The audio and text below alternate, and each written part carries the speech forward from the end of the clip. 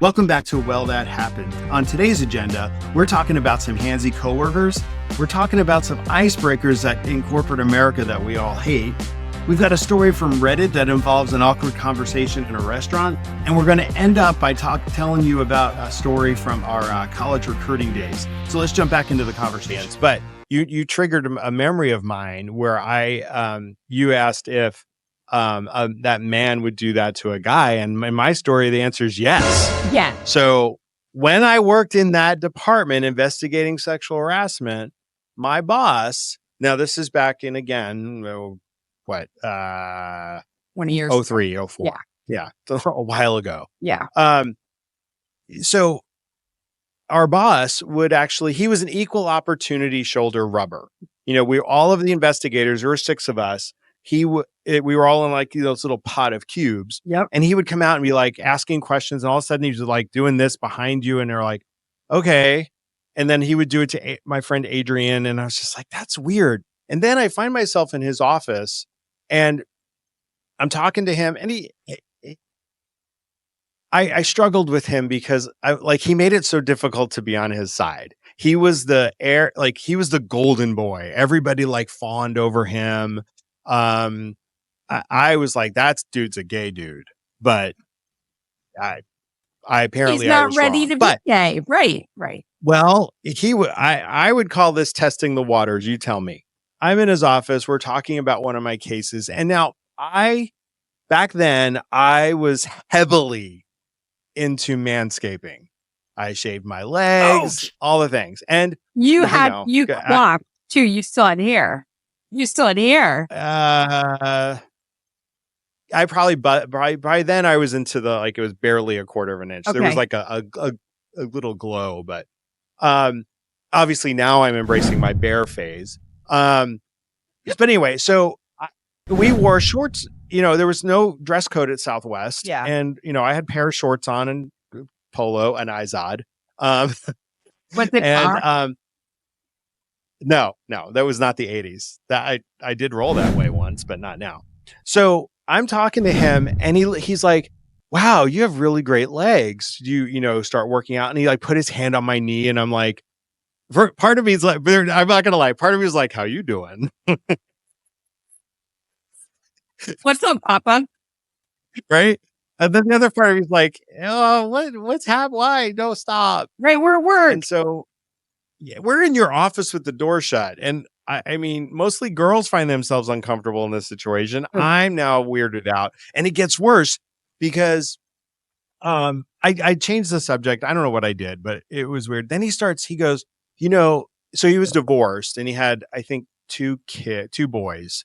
And he's like, well, my son, Bill, I keep using that word. I'm just sanitizing the names. Bill is hairier than I am. And I'm just like, why are you telling me this? I don't want to know about it's just so random. It is. And then it's like, I don't want to know about your 16-year-old son and his body hair. I don't want to know about yours. And stop touching my fucking legs. I'm sorry. No, I'm not sorry. I'm like, I don't know what's happening. And, You needed the panic button under the desk. You know how in movies when somebody comes to the office and they're being all aggressive and the executive presses the panic button? You needed one of those. In college, I lived in a girls' store and we had a rape button on our wall. Yes. You need panic button. I'm still weirded out by it. He's an enigma. And honestly, I complained about him to the aforementioned president of the company. Wild turkey drinker? Yeah. Yeah. So she sent me a note. I think I was the straw that broke the camel's back because I got in the mail. I got this. You've probably seen, I have it still. It's like this crystal block. It looks like a brick. Mm-hmm. And in it, there was a hologram of a Southwest jet. And I still treasure it. So she sent me that. She's like, hey, I heard of your departure. Cause I bailed soon after that. And, she goes, I want you to know things have been taken care of. And I found out very shortly thereafter he was gone. And here's the kicker. Here is the epilogue. He opened up a chain of Massage Envy stores. Of course he did. Of course he did, right? I just, yeah, ill. Ew. So speaking of corporate though, and I experienced this a bunch of times at Southwest in particular, also at Starbucks, was you've known me 30 years now. I used to be shy. You understand I'm an introvert. I know. Okay. Huh? But I could get up in front of groups of people if I knew what I was like presenting some random HR bullshit. No. You like the attention. That's where the introvert thing like you do. You like. Well, sure, but as long as I'm in control, I don't like being put on the spot. Okay, So, yeah. When you're in and I would still break out into flop sweat today if this happened. You're in this big room. Let's set the scene. It's a banquet room with table rounds, and there's 10 people at each table. So there's like 200 people in the room. Let's go around and everybody stand up and say a fun fact. I have Give me one. a gun. No. Do you? Of course they do. Because this shit happens all the time. So you just have one in your back pocket. You must have too. I'm not that smart. I am not that smart. What? Oh my God. I say the same thing every time. My height and my birthday are the same. Okay. Fun fact. I always wanted to be super clever, right? Because like the star pupil of the company is like this, they're going to regale us with some interesting anecdote about them. And then I'd get up, I'm like, well, I used to be a pilot. That was my fun fact, right? Well, here's what. I hate the one where they're like, take a word, an adjective that is the same first letter as your name that describes you. My name is Kirsten. I have a K. That means I'm fucking kooky or kinky. I mean, what kinky? I'm always like, well, no. How about that? No? I should have known there was trouble when I interviewed at Southwest to be a recruiter, my first gig there. And one of the interview questions legitimately was, if you were a type of cereal, what would you be? What do I do with that? Bran Flakes, because I want to be regular. I don't know. But it never occurred to me in those settings to lie, right? So just to make some bullshit. You should have said, I'm Captain Crunch because I will rip you up. Yeah, or the roof of your mouth, right? Right. But going back to the icebreaker with a fun fact, I read one online. I wish this is under the category of things I wish I had said, and to your point, had in my back pocket. Okay. So for a fun fact is as follows, and feel free to use this. All right. I go into hospitals and put half-eaten sandwiches in coma patients' hands to give their families hope.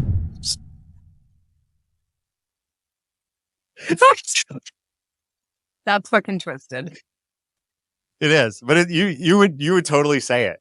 No, I wouldn't say that. But you know what I would say? I would my newest thing that I think is absolutely hysterical, and I love watching videos of people doing it online, is when they take those Google Eyes and go into a store and stick the Google Eyes on products. Have you seen that? No. Really? No. All right, you and I have a date.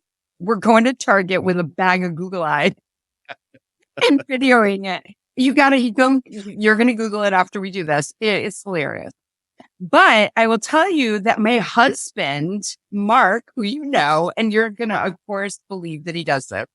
Whenever he has the chance, he's like a dad now with his dumb dad joke.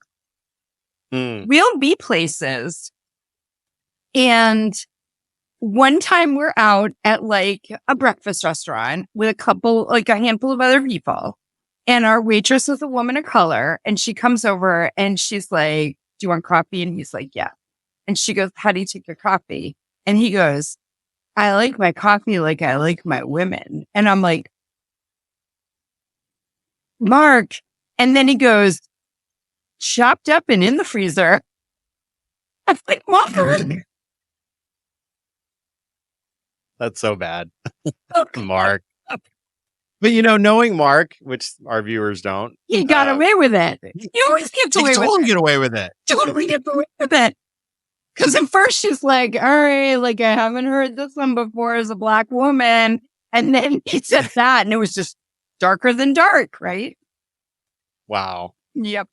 Speaking of being in restaurants, that does lead me to another Reddit story. And I do have some notes here I'm going to refer to so I get the right. This one is entitled, "My Soul Literally Left My Body."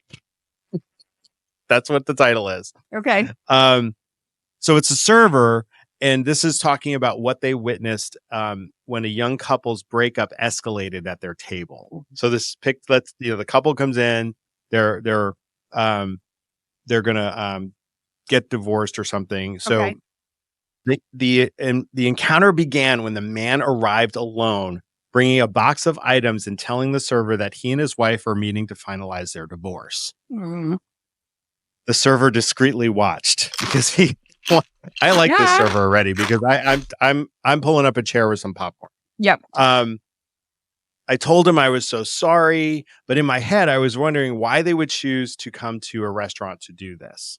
The tension grew when the wife joined him, and the conversation quickly turned heated. As the server and the restaurant's to the staff, now everybody's gathered around watching, right? The husband admitted to infidelity. Shocking. And reportedly exclaiming loud, "This is why I had to go outside of a relationship because you, wife, act like this." The wife's response. Okay. Yep. The wife's response stunned everybody. She calmly stood up and said, "Tell Daryl that I had an amazing time last night and I'd like to do it again sometime." The husband was visibly shaken and later confided to the server, "No, I'm not okay. Daryl's my father."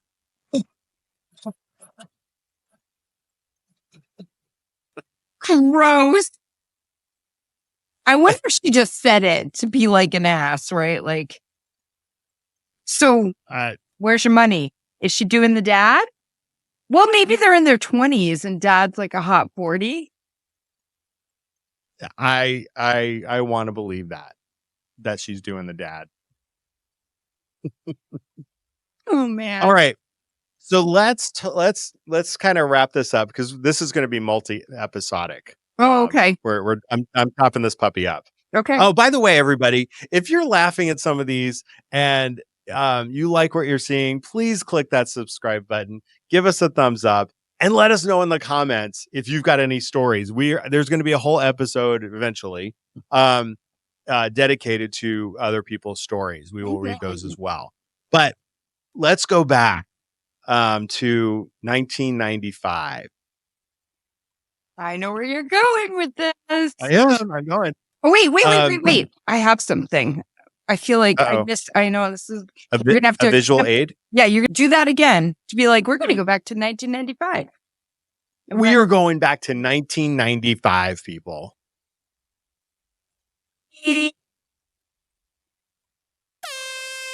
So I could have edited that in. I have my own. I love the authenticity of old school sound effects. So Kirsten, for everybody, just a quick recap or bring you up to speed context. Kirsten and I met we would do college fairs. So we both work for our alma maters, right? And you went to Emmanuel, right? No, I did not. I went to a different school, but I worked there because after working at a public state university, I was told that if I wanted a career in admissions, I should work in different environments. So I went and worked at Emmanuel College. Gotcha. So that didn't go well. So I don't even know if they still have college fairs like that. So Kirsten and I worked in admissions, like she said, and we would travel the country talking to high school students, their parents, guidance counselors. We would end up at these college fairs, which is a big expo. Every college has a booth. They bus all these high school kids in, and we talk to them, and yay. So Kirsten and I became fast friends because we were forced together by fate. I worked at Embry-Riddle. She worked at Emmanuel. So we were destined to be together. Right beside each other. right beside each other. Now, unfortunately, I would be in New England for 3 weeks at a time. Kirsten would only have a small subset of that. So I was only, um, uh, what's the word I'm looking for? I was only fortunate to have, you for a part of that. But on the 3 other weeks. side, you had Emerson. Ding, ding, ding. What? Yeah. Emerson College. Yes. And so, I was fresh out of the closet, or peeking out of the closet, maybe. I don't remember. I think I blocked you right away, though, didn't I? Totally. Yeah. Yeah. Yeah. And then we were destined to be friends. Yeah, exactly. But so there was this woman. I don't know if we shouldn't use her real name. No, we shouldn't. But she is someone who, unlike me, who clocked you immediately, she was clueless. Oh, clueless. So, and you're going to have to help me out because yeah, like didn't one college fair, she was like sending me notes like from across the aisle or something. And I don't remember. It was just a rose at some point. Wasn't there a flower or a rose? Around Valentine's? I don't know. No, it wouldn't have been Valentine's Day because we traveled in the fall. But you're right. Anyway, it just got awkward. And she was really kind of inappropriate. Like she wore like the short skirts and she was very revealing and she was the kids called I don't know. She dressed like a hoochie mama. Yeah. And ironically, fast forward a little bit, I remember going to a college admissions counselor conference up in Nyack. I went up in Rutland, Vermont, and I also did the walk of shame there a couple of nights because I spent time in the other dorm, but that's a different story. But this person, let's call her Jill. Jill had the audacity to be teaching a class on how to behave and dress professionally. Oh my God, I remember this. I was no longer doing college admissions anymore, and you still were, and you contacted me, dying laughing. The irony. But this is what you didn't witness this, and I don't even know if I've told you this. So I know also the story about you do? Your hotel room? Yeah. Oh yeah, I know. It was in the jacuzzi on the roof of the Pasadena DoubleTree. Oh, I don't know. Oh, okay. So I also handled the West Coast. So I was in California, usually in the springtime for like 3 weeks and did the whole state and all the things. So we're in like I said, the DoubleTree in Pasadena. And, as college fairs go, you usually have one in the morning. Then if you're a lazy admissions counselor, you don't do high school visits. Who wants to do that bullshit? I never did. I did. And then you have something in a function evening. So you might have the afternoon free. So everybody congregated on the roof pool deck of the DoubleTree. So I remember like people were like throwing in the towel or something. I can't remember if it was in the afternoon or in the evening or whatever. We were in the jacuzzi. Jill is there, and she's like suddenly wants to show me her new tattoo. And I think I had just gotten my first tattoo. So I innocently asked, "Oh yeah, let me see."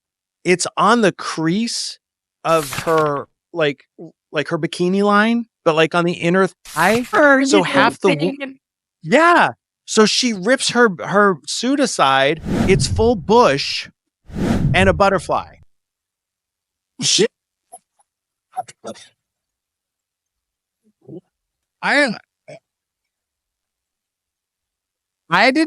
Nobody wants to see it. Never mind a gay guy. I was like, have some maintenance done down there. Well, and let's be real too. On those college tours, there was lots of hooking up going on. There was. I mean, so much. Well, we were all young. We were in our early 20s. And we traveled with expense accounts and in packs of like hundreds. I remember I kind of was like, Julie, your cruise director. What bar are we going to tonight, Rob? I actually really liked that job, but it got a little tiresome after a while. Yeah, because you start to grow up. No, I remember you told me a story about your hotel room where she came over to your room, like kind of crawled probably. around your bed or something. And you might have blacked that one out because you're so traumatized. I vaguely remember something like that. Yes. I just remember it being very awkward, and I've quickly made my escape. Did you ever tell her? Like, sorry, I'm just not remember. Not interested. No, thank you. No, thank you. Like I said, back then I was kind of peeking out of the closet. I do remember this one guy from Florida Tech University, nice guy named Paul. Paul was an ex-baseball player in college, and all that goes with that. And I roll into a bar one time with like a dozen women in tow. And he's like, dude, how do you do that? And I'm just like, well, they know I don't want to get in their pants. Like, it's very simple. Right on. That's why I always like going dancing at gay bars. Yeah. So it was good times back then. But, people, I mean, if you've got some tattoos on your nether regions, keep them to yourself. I mean, I ain't nobody trying to see that. I love it. Oh, man. Yes. She was like little girl lost. Totally. If you think about it, but going back to our bro culture and like the creepy shoulder rubbing guys, she's lucky you weren't a creep. Like girls can get like women, girls, whatever. So like people unwittingly get themselves into very uncomfortable and awkward situations, right? Like she's lucky. I hope nothing ever bad ever happened to her. But I still exactly. I mean. Oh, 100%. But exactly. I mean, people, especially back then, I mean, how many people did we know were going back to each other's hotel rooms every night or whatever it was, right? And it could have gone really wrong. Yeah. It was before the days of like getting roofied, though. Yeah. I do remember my friend Mike, he'd got alcohol poisoning, like the ambulance came to the college fair. Oh, God. There's always those people who can't handle it, right? They can't hold their booze. And I loved tequila back then. Did you really? Oh my God, yes. Tequila shots. Yes. Sign me up. No more. The smell. Sometimes I'll just be like, woo. I was an RA my sophomore year in college, and the number of kids who were just like swimming in their own pool of puke that I dealt with was outrageous. Outrageous. Like my roommate, when I was at Embry-Riddle, my roommate Kathy, we lived in this townhouse together. I remember we had this party. It was after some event on campus, and we had a keg and all the things. She was making me tequila sunrises, like in a big gulp. So apparently I danced on the coffee table. Yeah, I did refuse to strip, which I find ironic given, well, I'm usually not opposed to that. But then she put me to bed and I threw up like all over the bed. And and then I actually I recall the smell. And then I had to go work in the mall. I had to go work in the mall the next day. It was so bad. Just like it was so bad. Leaching tequila out of your pores. Oh, man. And the headache. Oh my God, it was so bad. Why did I do that to myself? We were telling stories about jungle juice. Remember, you'd make like a vat of punch in a trash can. You ever do that? No. Oh, yeah. I used to call it leg spreader punch. Wow. Nice. We played, this was in the New England college fair thing. I remember in my room, Maria Walsh, if you're watching, there was a bunch of us in the room. We did apple pie shooters is where it's some sort of alcohol. There's like apple juice.